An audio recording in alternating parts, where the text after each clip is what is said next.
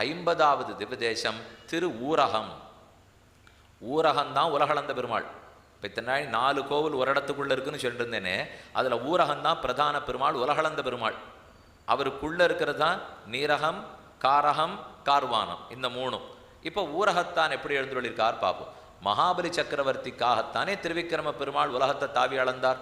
3 அடி மண்ணு வாமனமூர்த்தியாக கேட்டார். அதை அளக்கிறதுக்கு உலகமெல்லாம் தாவி விட்டார். கடைசியாக திருவிக்கிரம அவதாரம் ஆயிடுத்து.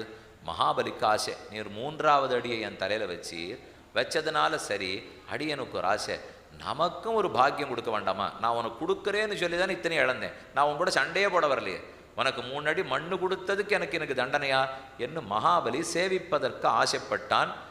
ஆனால் அதே திருவிக்கிரம திருக்கோலத்தில் சேவிக்கல, பாத்தாளத்தில் இருக்காது இல்லையோ, பாத்தாளத்திலேருந்து எங்கே திருவிக்கிரமனை சேவிக்க அவ்வளோ வசரத்துக்கு எனக்கு ஏத்தாப்பில் சேவிக்கிறதுக்கு ஒரு வழி பண்ணி கொடுன்னு மகாபலி கேட்குறான். ஆகையால்